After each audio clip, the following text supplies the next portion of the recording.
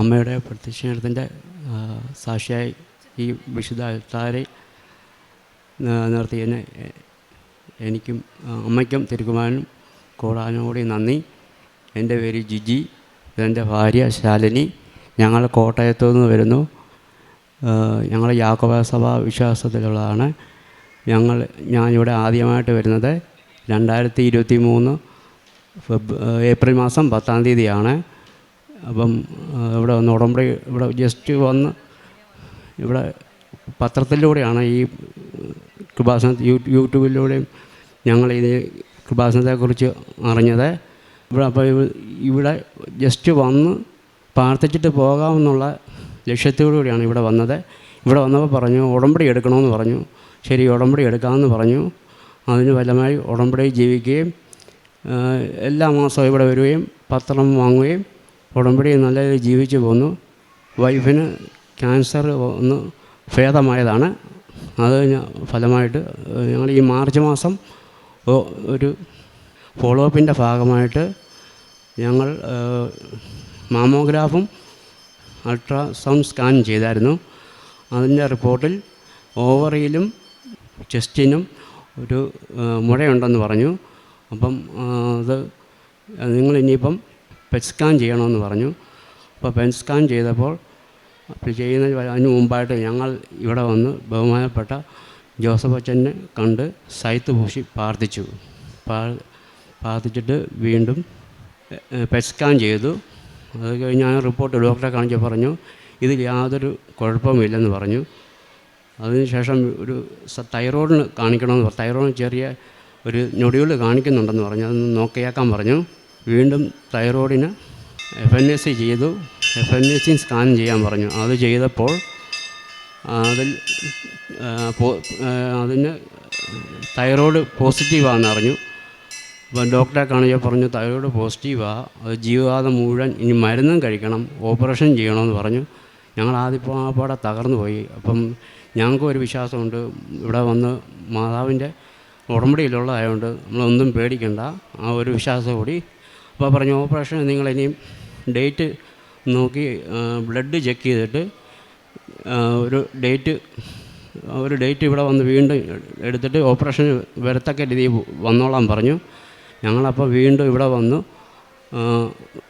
ഉടമ്പടി വൈഫും ഉടമ്പടിയിലാണ്. അപ്പം വീണ്ടും അച്ഛനെ കണ്ട് സൈത്ത് പൂശി പ്രാർത്ഥിച്ചതിന് ശേഷം വീണ്ടും FNAC പ്രാർത്ഥിച്ചിട്ട് വീണ്ടും മറ്റൊരു ഹോസ്പിറ്റലിൽ പോയി FNAC ടെസ്റ്റ് ചെയ്തു. അതിന് മുമ്പ് ഞങ്ങൾ നേർച്ച വസ്തുക്കളും ഉടമ്പടി തൈലും എല്ലാം തൂത്ത് പ്രാർത്ഥിച്ചു. എന്നിട്ട് മാതാവിനോട് പറഞ്ഞു മാതാവേ കത്തി വെക്കാൻ സമ്മതിക്കരുതേ എന്ന് കരഞ്ഞ് പ്രാർത്ഥിച്ചു. അതിൻ്റെ ഫലമായി പ്രാർത്ഥിച്ചിട്ട് ഞങ്ങൾ FNAC ചെയ്തു. അപ്പം അതിനകത്ത് ഡോക്ടറെ കാണിക്കാൻ വേണ്ടി FNAC ചെയ്തു. ഡോക്ടറെ കാണിക്കാൻ വേണ്ടി പോവാം വേറൊരു ഹോസ്പിറ്റലിൽ. ഈ റിസൾട്ടുമായിട്ട് വേറൊരു തൈറോയിഡിൻ്റെ സ്പെഷ്യൽ ഹോസ്പിറ്റലിലാണ് പോകുന്നത്. അപ്പം അവിടെ അവിടെ ഹോസ്പിറ്റലിൽ ഞാൻ നോക്കിയപ്പം ഇവിടുത്തെ മാതാവിൻ്റെ ഒരു ഫോട്ടോസ് അവിടെ ഇരിക്കുന്നു. അപ്പോൾ തന്നെ ഞങ്ങളുടെ ആ ഒരു പകുതി ഭയവും ആകുലതയും മാറി. അതിന് ഡോക്ടറെ കാണിച്ചപ്പോൾ പറഞ്ഞു ഇതിനകത്ത് ഒരു കുഴപ്പവും ഇല്ല, ഓപ്പറേഷനും വേണ്ട, മരുന്നും കഴിക്കേണ്ടെന്ന് പറഞ്ഞു. ആദ്യം ഡോക്ടർ പറഞ്ഞാൽ ജീവിതകാലം മുഴുവൻ ഇവൾ ഓപ്പറേഷൻ കഴിഞ്ഞാലും മരുന്ന് കഴിക്കണം, ജീവിതത്തിൽ മരുന്ന് മുടക്കം കൂടാതെ കഴിക്കുകയും ചെയ്യണമെന്ന് പറഞ്ഞു. തൈറോയിഡിൻ്റെ രോഗമുള്ളവർക്കറിയാം, വെളുപ്പിന് 5 മണിക്ക് ഒരു മരുന്നുണ്ട്, ഉറക്കളിപ്പ് പാടില്ല, ഭയങ്കര ഒരു വല്ലാത്തൊരു ബുദ്ധിമുട്ടിലൂടെ പോകുന്ന ഒരു അസുഖമാണ്. അപ്പം ഞങ്ങൾക്ക് ഈ ഡോക്ടർ പറഞ്ഞതിൻ്റെ ഫലമായിട്ട് ഒന്നും പറഞ്ഞു ഒരു മരുന്നും കഴിക്കണ്ട, അതായത് ഓപ്പറേഷൻ വേണ്ടെന്ന് പറഞ്ഞപ്പോൾ തന്നെ ഞങ്ങൾക്ക് അങ്ങനെ പറഞ്ഞു. അത് ഞങ്ങൾ സാക്ഷ്യം അവിടെ വെച്ച് തന്നെ ഞങ്ങൾ പറഞ്ഞു ഇത് അൾത്താരയിൽ വന്ന് സാക്ഷ്യം പറഞ്ഞോളാം എന്ന് പറഞ്ഞു നേർന്നു. അതിൻ്റെ ഫലമായിട്ട് പൂർണ്ണ സൗഖ്യം ലഭിച്ചു. പിന്നെ അതുകൂടാതെ ഈ ഉടമ്പടിയിലൂടെ ഒത്തിരി അനുഗ്രഹങ്ങൾ ഞങ്ങൾ കിട്ടിയിട്ടുണ്ട്. ഇവിടെ അച്ഛനൊരു വലുവിൻ്റെ അസുഖം ഉണ്ടായിരുന്നു.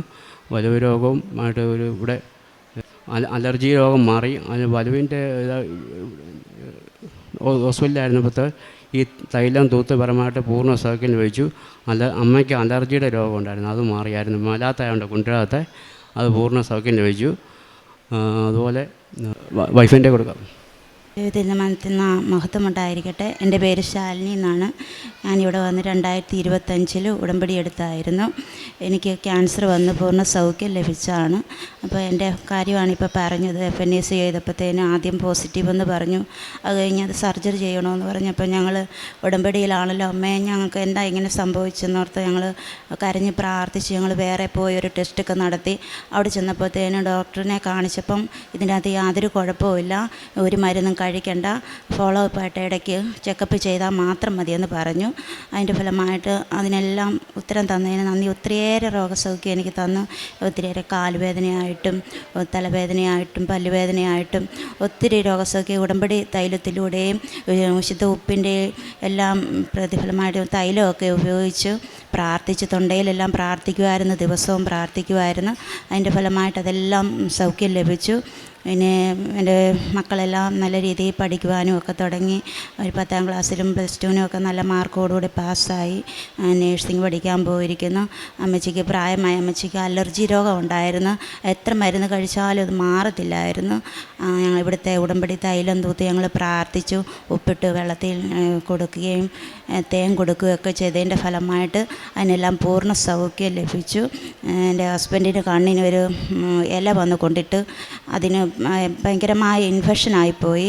അത് കണ്ണിസോക്കേടാണെന്നും പറഞ്ഞിരുന്ന് മരുന്നൊക്കെ ഒഴിച്ചിട്ട് അത് 3-4 ദിവസം കഴിഞ്ഞ് ഇൻഫെക്ഷനായി. ഞങ്ങൾ ഒരു ക്ലിനിക്കിൽ കൊണ്ട് കാണിച്ചപ്പോൾ പറഞ്ഞു എത്രയും വേഗം മെഡിക്കൽ കോളേജിൽ കൊണ്ടുപോയി കാണിക്കുക എന്ന് പറഞ്ഞു. അത് ഇൻഫെക്ഷൻ വന്ന് പോയി ഞങ്ങൾ പെട്ടെന്ന് അത് വിശ്വാസപ്രമാണം ചൊല്ലി ഉടമ്പടി തൈലം തൂത്ത് പ്രാർത്ഥിച്ചിട്ട് ഞങ്ങൾ മെഡിക്കൽ കോളേജിൽ കൊണ്ട് കാണിച്ചു. അതിൻ്റെ ഫലമായിട്ട് 3-4 ദിവസം മരുന്നൊഴിച്ച് കെട്ടിവെച്ചതിൻ്റെ ഫലമായിട്ട് പൂർണ്ണ സൗഖ്യം കണ്ണിന് ലഭിച്ചു. പ്രേക്ഷിത പ്രവർത്തനമായിട്ട് ഞങ്ങൾ ഇവിടുന്ന് 7 കെട്ട് പത്രം മേടിക്കുകയും അത് ഗവൺമെൻറ് ഹോസ്പിറ്റലിലും എല്ലാം കൊണ്ട് കൊടുക്കുകയും മെഡിക്കൽ കോളേജിൽ കൊണ്ട് കൊടുക്കുകയും ഞങ്ങളെല്ലാവരോടും ഞങ്ങളുടെ അനുഭവങ്ങൾ പറഞ്ഞാണ് എനിക്ക് ക്യാൻസർ വന്നതും സൗഖ്യം കിട്ടിയത്. എല്ലാ കാര്യങ്ങളും ഞങ്ങൾക്ക് ചെയ്തു തന്നതെല്ലാം ഞങ്ങൾ പറഞ്ഞ് മനസ്സിലാക്കിയാണ് ഞങ്ങൾ കൊടുക്കുന്നത്. ചിലർ മടിക്കാറുണ്ട്. ഒരു പ്രാവശ്യം ഞാൻ കൊടുത്തപ്പം വേസ്റ്റ് പാത്രത്തിൽ ഒരാളിട്ട് ഞാനത് മാറിയെന്ന് കണ്ടിട്ട് ഞാനത് എടുത്തിട്ട് ഞാൻ തിരിച്ചു ചെന്ന് ആ പുള്ളിയോട് ഞാൻ പറഞ്ഞു, നിങ്ങളിത് വേണ്ടെങ്കിൽ നിങ്ങൾ വേണ്ടെന്ന് പറയണം, ഇത് നിങ്ങൾ കളയല്, ഇത് അമ്മയുടെ പ്രത്യേക അനുഗ്രഹമുള്ള ഒരു പത്രമാണ്, ഇത് നിങ്ങളുടെ കൈ കിട്ടുമ്പോൾ തന്നെ നിങ്ങൾക്കൊരു അനുഗ്രഹമാണെന്ന് ഞാൻ അവരെ പറഞ്ഞ് മനസ്സിലാക്കുകയൊക്കെ ചെയ്തിട്ടുണ്ട്. പിന്നെ ഞാൻ ഉടമ്പടി തൈലമൊക്കെ മേലാത്ത രോഗികൾക്ക് വേണ്ടി കുരിശിട്ട് വിശ്വാസപ്രമാണം ചൊല്ലി പ്രാർത്ഥിക്കുകയും ഒക്കെ ഞാൻ ചെയ്യുമായിരുന്നു. പിന്നെ 2 പേരും പൊതിച്ചോറും ഒക്കെ മേടിച്ച് കൊടുക്കും. ഞാൻ എൻ്റെ കൈ കൊണ്ട് ഇടയ്ക്ക് ആകാം പൊതിച്ചോറ് കെട്ടി കൊടുക്കാറുണ്ട്. അങ്ങനെ ഞങ്ങളുടെ മുന്നിൽ വരുന്ന ചോദിക്കുന്നവർക്കെല്ലാം സഹായം കൊടുക്കുകയും പിന്നെ ഞങ്ങളൊരു സ്ഥാപനം നടത്തുന്നുണ്ട്, അവിടെ ഞങ്ങളിങ്ങനെ പൈസയൊക്കെ കൊണ്ട് കൊടുക്കാറും ഒക്കെയുണ്ട്. ഞങ്ങളെ അമ്മയുടെ പ്രത്യക്ഷണത്തിൻ്റെ സാക്ഷിയാക്കി ഉയർത്തിയതിന് ഒരിക്കൽക്കു കൂടി ഈശോയ്ക്കും അമ്മയ്ക്കും നന്ദി പറയുന്നു. ആത്മീയ ജീവിതം ഞങ്ങൾ പ്രാർത്ഥിക്കും, എന്നും പ്രാർത്ഥിക്കുകയൊക്കെ ചെയ്യും. പക്ഷേ ഞങ്ങൾ രാവിലെ എഴുന്നേറ്റുള്ള ഒരു പ്രാർത്ഥന ഞങ്ങൾക്കില്ലായിരുന്നു. എഴുന്നേൽക്കുന്ന സമയത്ത് പ്രാർത്ഥിക്കുമെന്നേ ഉള്ളായിരുന്നു. ഇപ്പം ഞങ്ങൾ ഉടമ്പടിയിലായതുകൊണ്ട് ഞങ്ങൾ എവിടെ പോയിട്ട് വന്ന് താമസിച്ച് കിടന്നാലും ഞങ്ങൾ ആ കറക്റ്റ് സമയത്ത് അലാറം വെച്ച് 5 മണിയാകുമ്പോൾ ഞങ്ങൾ എഴുന്നേൽക്കും. 5:30 ആകുമ്പോഴത്തേനും അച്ഛൻ്റെ ഡെയിലി ബ്രെഡ് പ്രാർത്ഥനയിൽ ഞങ്ങൾ പങ്കെടുക്കും. അതുപോലെ ഡെയിലി ബ്രെഡ് പ്രാർത്ഥനയിൽ ഞങ്ങൾ പ്രാർത്ഥിച്ചപ്പോൾ അച്ഛനിങ്ങനെ 7 ദിവസത്തിനകം നിങ്ങളുടെ കാര്യത്തിനൊരു ഉത്തരം കിട്ടുമെന്ന് അച്ഛനിങ്ങനെ 7 പറഞ്ഞായിരുന്നു. അപ്പം ഞങ്ങളിങ്ങനെ FNACയുടെ റിസൾട്ടിന് വേണ്ടി വെയിറ്റ് ചെയ്യുമായിരുന്നു. അപ്പം ഞാൻ അന്നേരം അത് ഉറച്ച് വിശ്വസിച്ച് എനിക്ക് 7 ദിവസത്തിനകം എൻ്റെ അമ്മ എനിക്ക് ഉത്തരം നൽകുമെന്നുള്ളത്. അപ്പോൾ 7ാം ദിവസമാണ് എനിക്ക് എൻ്റെ റിസൾട്ട് കിട്ടിയത്. അപ്പോൾ അതെല്ലാം നെഗറ്റീവായിട്ട് വന്നു. പിന്നെ ഞാനിവിടെ വന്ന് എനിക്ക് കാല് ഒന്ന് വീണായിരുന്നു. അപ്പോൾ എൻ്റെ കാല് ഒരു 3 ആഴ്ചയോളം അത് കെട്ടിവെച്ച് ചെറിയൊരു പൊട്ടൽ പോലെ ഉണ്ടെന്ന് പറഞ്ഞായിരുന്നു. അപ്പോൾ ആ കാലിന് എനിക്ക് ജോലിയൊന്നും ചെയ്യരുതെന്ന് പറഞ്ഞു. പക്ഷെ എനിക്ക് വീട്ടിൽ ആരും ചെയ്യാനൊന്നുമില്ല. അപ്പം ഞാനത് കാല് വെച്ചുകൊണ്ട് ഞാൻ ജോലിയൊക്കെ ചെയ്യുകയും നടക്കുകയൊക്കെ ചെയ്യും. പക്ഷേ അന്നേരം മാതാവിൻ്റെ ഉടമ്പടി തൈലമൊക്കെ തൂത്ത് പ്രാർത്ഥിച്ചാണ് ഞാൻ ചെയ്തുകൊണ്ടിരുന്നത്. അത് കഴിഞ്ഞ് എനിക്ക് അതെല്ലാം അഴിച്ചു കഴിഞ്ഞപ്പോഴും കാലിനൊരു ചെറിയ വേദന പോലെ ഉണ്ടായിരുന്നു. അപ്പം ഞാൻ ഇവിടെ വന്ന് പ്രാർത്ഥിച്ച് ഇവിടെ അൽത്താരയുടെ മുന്നിൽ ഇങ്ങനെ പ്രാർത്ഥിച്ച് മുട്ടുകുത്തി പ്രാർത്ഥിച്ച് കഴിഞ്ഞപ്പോൾ എനിക്ക് പെട്ടെന്ന് കാലിന് മസിൽ കയറുന്ന പോലെ വന്ന് ഞാൻ പെട്ടെന്ന് അവിടെ നിന്ന് എഴുന്നേറ്റ് പതുക്കെ അവിടെ ചെന്ന് ഇരുന്നിട്ട് ഞാൻ ആ വിളക്കിൽ നിന്ന് എണ്ണയെടുത്ത് ഞാൻ അവിടെ കുരിശിട്ട് പ്രാർത്ഥിച്ചു. ഞാൻ വീട്ടിൽ ചെന്ന് കഴിഞ്ഞപ്പോൾ എൻ്റെ കാലിൻ്റെ അവിടെ ഇങ്ങനെ ആ പത്തിയുടെ അവിടെയായിട്ട് ഇങ്ങനെ ഒരു സൂചിക്ക് കുഴിച്ചെടുത്തതുപോലെ ഒരു കുഴി ഇങ്ങനെ വന്നിട്ട് ഇങ്ങനെ വന്ന് ഞാനപ്പോൾ എൻ്റെ ഹസ്ബൻഡിനെ ഇത് കാണിച്ചു. ആ കുഴിച്ച് ഇവിടെ വന്ന് പ്രാർത്ഥിച്ചതിൻ്റെ അത് കഴിഞ്ഞപ്പോൾ എൻ്റെ ആ കാലിൻ്റെ വേദന അമ്മ എടുത്തു മാറ്റി. അപ്പം ഞാനൊരു സാക്ഷ്യത്തിൽ ഇങ്ങനെ കേട്ട് ഇങ്ങനെ മേലാത്ത ഒരാൾക്ക് ഇങ്ങനെ കീ ഹോൾ സർജറി ചെയ്തതുപോലെ അവർക്ക് അമ്മ അത് എടുത്തു മാറ്റിയെന്ന് പറഞ്ഞതുപോലെയായിരുന്നു എൻ്റേത്. കാലിൻ്റെ ഞരമ്പിൻ്റെ അവിടെ സൂചിക്ക് കുത്തിയതുപോലെ ഒരു പാട് പോലെ ഇങ്ങനെ കിഴിഞ്ഞു കിടന്നു. പക്ഷേ അത് കഴിഞ്ഞപ്പോൾ പിന്നെ എനിക്ക് ആ കാലിന് വേദന ഉണ്ടായിട്ടേ ഇല്ല. ഇതെല്ലാം ചെയ്തു തന്ന അമ്മയ്ക്കും ഈശോയ്ക്കും നന്ദി പറയുന്നു. പിന്നെ ഞങ്ങൾ പ്രാർത്ഥിച്ചപ്പോഴത്തേന് ഞങ്ങളുടെ തിരിയിൽ മാതാവിൻ്റെ രൂപം പ്രത്യക്ഷപ്പെട്ടായിരുന്നു. സൈഡിലായിട്ട് നീലത്തിരി 2 പ്രാവശ്യവും പച്ചത്തിരിയിൽ 1 പ്രാവശ്യവുമായിട്ട് വന്നായിരുന്നു. പിന്നെ ഇവിടെ ഇരിക്കുന്ന പേടകം അങ്ങനെ ഇതുപോലെ ഒരു തിരിയിൽ ഇങ്ങനെ രൂപപ്പെട്ടത് എന്താണെന്ന് എനിക്ക് മനസ്സിലായില്ലായിരുന്നു. പക്ഷേ ഇവിടെ ഇരുന്ന് ഇപ്പോൾ പ്രാർത്ഥിച്ചുകൊണ്ടിരുന്നപ്പോൾ ഈ പേടകത്തെ ഞാനിപ്പോൾ ശ്രദ്ധിച്ചപ്പോഴാണ് ഞാനത് മനസ്സിലായത്. എൻ്റെ തിരിയിൽ ആ പേടകം ഇങ്ങനെ വന്നായിരുന്നു, മുന്നിലിങ്ങനെ വന്നായിരുന്നു. അത് ഞാൻ കണ്ടായിരുന്നു. എല്ലാം ഇത്രത്തോളം ചെയ്തു തന്ന അമ്മയ്ക്കും ഈശോയ്ക്കും നന്ദി പറയുന്നു. പിന്നെ ഞങ്ങളുടെ കിണറ്റിൽ ഉണക്കായപ്പം വെള്ളം പറ്റിപ്പോയായിരുന്നു. മോട്ടറടിച്ചിട്ട് വെള്ളം കയറിയില്ലായിരുന്നു. അപ്പം ഞാൻ അന്ന് തന്നെ വെള്ളം ഇറക്കാതെ ഞാൻ പറഞ്ഞു, ഞാൻ ഇവിടുന്ന് ചെറിയൊരു കാശ് രൂപം കൊണ്ടു കിണറ്റിലിട്ട് ഉപ്പിട്ട് വിശ്വാസപ്രമാണം ചൊല്ലി പ്രാർത്ഥിച്ചിട്ട് പറഞ്ഞു, അമ്മേ വെള്ളം പൈസ കൊടുത്ത് മേടിക്കാനിടയാക്കാതെ ഞങ്ങൾക്ക് വേണ്ടുന്ന വെള്ളം അമ്മ തരണമേ എന്ന് പ്രാർത്ഥിച്ചു. പിറ്റേ ദിവസം ഞങ്ങൾ മോട്ടർ ഇട്ട് കഴിഞ്ഞപ്പോൾ ഞങ്ങൾക്ക് ടാങ്ക് നിറഞ്ഞ് വെള്ളം കിട്ടി. അന്ന് തൊട്ട് ഇന്ന് വരെ ഞങ്ങൾക്ക് വെള്ളമുണ്ട്. വെള്ളത്തിന് യാതൊരു ബുദ്ധിമുട്ടുമില്ല. എല്ലാത്തിനും ഈശോയ്ക്കും അമ്മയ്ക്കും നന്ദി പറയുന്നു. പ്രേക്ഷിത പ്രവർത്തനത്തിനായിട്ട് മെഡിക്കൽ കോളേജിലൊക്കെ പോയി മൊബൈലിൽ ഞാൻ ഇവിടുത്തെ എല്ലാ സാക്ഷ്യങ്ങളും റെക്കോർഡ് വെച്ചിട്ട് ഓരോരുത്തരെയും കാണിക്കും. അറിയാൻ മേലാത്തവർ ഒത്തിരി പേരുണ്ട്. അവരൊക്കെ ഈ മൊബൈലിൽ റെക്കോർഡ് കാണിച്ച് അവരെ ഇതുപോലെ ഈ പള്ളിയെക്കുറിച്ച് അറിയാൻ മേലാത്തവർ ഇത് കാണിച്ച് എല്ലാം പറഞ്ഞ് മനസ്സിലാക്കിയാണ് പത്രം കൊടുക്കുന്നത്. പറഞ്ഞ് മനസ്സിലാക്കിയാണ് കൊടുക്കുന്നത്. അതുപോലെ എൻ്റെ ഭാര്യയും ഉടമ്പടി എടുത്തതാണ്. ചങ്ങനാശ്ശേരി ജനറൽ ഹോസ്പിറ്റലിലോട്ട് പോവുകയാണെങ്കിൽ ഞാൻ കോട്ടയത്തോട്ടും പോവും. ആഴ്ച ഇവിടെ എല്ലാ മാസവും വന്ന് 10 കെട്ട് പത്രമായിട്ട് പോയി വിതരണം ചെയ്യും. പിന്നെ ഡിസ്ട്രിക്ട് ഹോസ്പിറ്റലിലും അവിടെ അനാഥരായിട്ടുള്ള വാർഡുകളിലെല്ലാം പോയി അവർക്ക് വേണ്ടുന്ന സാമ്പത്തിക സഹായം കൊടുക്കുകയും പ്രേക്ഷിത പ്രവർത്തനമായിട്ടാണ് ചെയ്യുന്നത്. പിന്നെ ഒത്തിരി പേര് അറിയാൻ മേലാത്ത യങ്സ്റ്റേഴ്സായിട്ടുള്ള പിള്ളേർ സെറ്റൊക്കെ ഇന്ന് മൊബൈൽ വീഡിയോ കാണുമ്പം ഞാൻ അവരുടെ കൂടെ അടുത്ത് ഇരുന്നിട്ട് പരിചയപ്പെട്ടിട്ട് മോനെ ഈ ഒരു സാക്ഷ്യങ്ങളെല്ലാം കാണിക്കും. ഇത് ഭയങ്കര അത്ഭുതം. ഇവിടെ ഈ പള്ളിയെക്കുറിച്ചൊക്കെ പറഞ്ഞ് മനസ്സിലാക്കും. പിന്നെ എൻ്റെ മോനാണെങ്കിലും ഇവിടെ വന്ന് പ്രാർത്ഥിച്ചാൽ നല്ല മാർക്കോടി പാസ്സായതാണ്. മോൻ വരാത്തതുകൊണ്ടാണ് അത് പറയാത്തത്. അപ്പോൾ ആ കാര്യമൊക്കെ എല്ലാം പഠിക്കുന്ന യങ്സ്റ്റേഴ്സായിട്ടുള്ള പിള്ളേർക്ക് പറഞ്ഞ് മനസ്സിലാക്കിയാണ് ഞാൻ പത്രം പിള്ളേർക്ക് ഷെയർ ചെയ്യും. പിന്നെ മൊബൈൽ വഴിയുള്ള ഇവിടുത്തെ അച്ഛൻ്റെ ഡെയിലി ബ്രെഡും ഇവിടുത്തെ പ്രാർത്ഥനയും എല്ലാം ചൊവ്വാഴ്ച ധ്യാനവും ഞാൻ യൂട്യൂബ് വഴി, വാട്സാപ്പ് വഴി, ഫേസ്ബുക്ക് വഴി ഫ്രണ്ട്സിന് എല്ലാവർക്കും ഷെയർ ചെയ്യുന്നുണ്ട്. പിന്നെ ഒത്തിരി ഈ പത്രം കൊടുക്കുമ്പോൾ ഒത്തിരി അവഹേളിക്കപ്പെട്ടിട്ടുണ്ട്. ഒത്തിരി എന്തിനാണ് താനിങ്ങനെ ഈ ബാഗുമൊക്കെ ആയിട്ട് ഈ പത്രമൊക്കെ ആയിട്ട് നടക്കുന്ന ഒത്തിരി പേര് ചോദിച്ചിട്ടുണ്ട്. അപ്പം ബഹുമാനപ്പെട്ട ജോസഫ് അച്ഛൻ പറഞ്ഞത് ഇതുപോലെ അവഹേളന കേൾക്കുമ്പോൾ ഞങ്ങൾക്കൊരു അനുഗ്രഹമാണ് കിട്ടുന്നതെന്ന് പറയും. അപ്പം ഞാൻ പറയും അങ്ങനെ പറയാൻ മനസ്സിൽ ധ്യാനിച്ചുകൊണ്ടങ്ങ് മാറിപ്പോവും. എല്ലാം തന്ന ദൈവത്തിന് നന്ദിയും പരിശുദ്ധ അമ്മയ്ക്കും തിരുക്കുവാനും കോടാനോടി നന്ദി അർപ്പിച്ചുകൊണ്ട് സാക്ഷ്യത്തെ ഒരുമിക്കുന്നു. മകളെ, നിൻ്റെ വിശ്വാസം നിന്നെ സുഖപ്പെടുത്തി. സമാധാനത്തോടെ പോവുക. നിൻ്റെ വ്യാധിയിൽ നിന്ന് മോചിതയായിരിക്കുന്നു. മർക്കോസിൻ്റെ സുവിശേഷം 5-ാം അധ്യായം 34-ാം വചനമാണ്. ഈശോയുടെ മകനെ, മകളെ എന്നുള്ളൊരു വിളി. ആ വിളിയാണ് നമ്മുടെ വിശ്വാസം കൊണ്ടാണ് മകനെ, മകളെ എന്ന ഒരു വിളി നമുക്ക് കേൾക്കുവാൻ സാധിക്കുന്നത്. സ്നേഹത്തോടെ ചേർന്ന് നിൽക്കുമ്പോൾ, വിശ്വാസത്തോടെ വിശ്വസ്തയോടെ ഈശോയുടെയും അമ്മയുടെയും കരം പിടിച്ച് നാം ജീവിതം നയിക്കുമ്പോൾ ഈശോയുടെ ആ വിളി നമുക്ക് കേൾക്കുവാൻ സാധിക്കും. ഉടമ്പടി വിശ്വാസത്തിൻ്റെ ഒരു പ്രകടനമാണ്. നാം വിശ്വാസത്തോടെ ദൈവത്തോട് ചേർന്ന് നിൽക്കുമ്പോൾ നമ്മുടെ രോഗങ്ങളും വിഷമതകളും ഭയങ്ങളും ബുദ്ധിമുട്ടുകളും എല്ലാം ദൈവത്തിൻ്റെ ദിവ്യ സ്പർശനത്താലാണ് നമുക്ക് സുഖപ്പെടുത്തുന്നത്. സൗഖ്യം നൽകിയത് ഈശോയാണ്.